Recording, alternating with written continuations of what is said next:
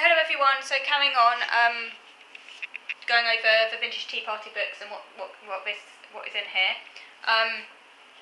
So there's also recommendations in the book for a nursery tea. Now a nursery tea, hence its name, was originally served in the nursery, and it was a tea that children would have. And often with their teddy bear or a doll, might have the tea with the children.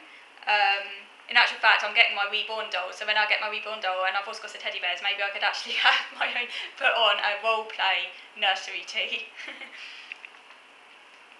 Now a nursery tea, is a bit more relaxed, and obviously the food isn't as fancy because it's meant for children, but obviously you could be an adult and put on a nursery tea for yourself if you wanted to, something quite kind of innocent and nostalgic about it.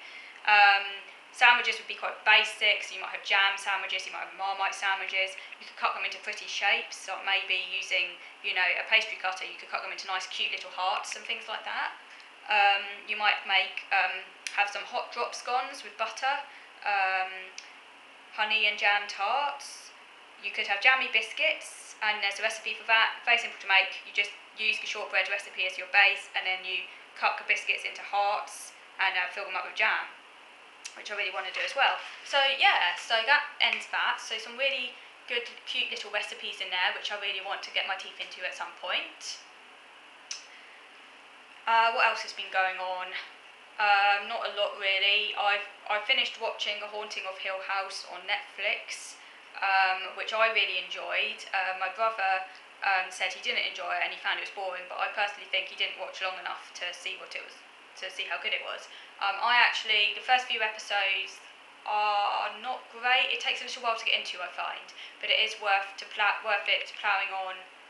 It is worth it to carry on watching it, plough on watching it, as I say, because it does get better, I think. And some parts of it are quite scary. I did literally jump out of my seat a few times. It's very strange, very surreal, very, very Alice in Wonderlandy. It's about a family that have kind of literally been haunted by their experiences growing up in the house, Hill House as it's called, and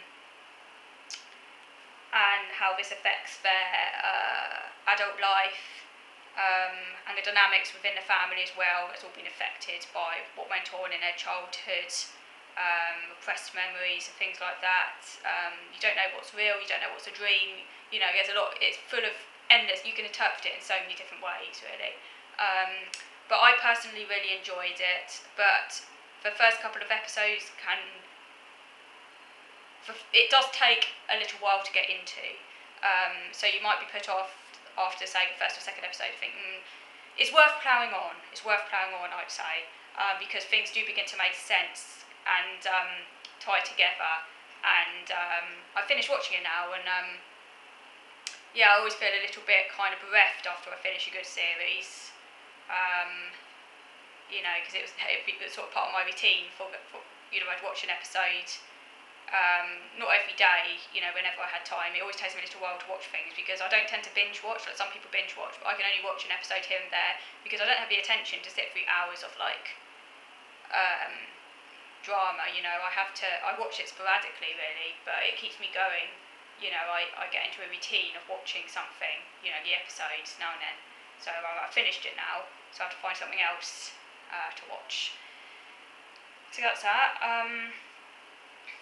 Nothing else much has been going on. I've currently got some passata on the stove because I'm having spaghetti with passata and basil and cheese for lunch. But it's one of those sauces that takes a really long time to make. You have to kind of slowly simmer it for over an hour to get the flavours out. It's just basically passata, garlic, shallot cut small, and then later on add some basil, cook the spaghetti, have it with olive oil and grated cheese. It's very, very nice, very simple, but oh my god, it's so good.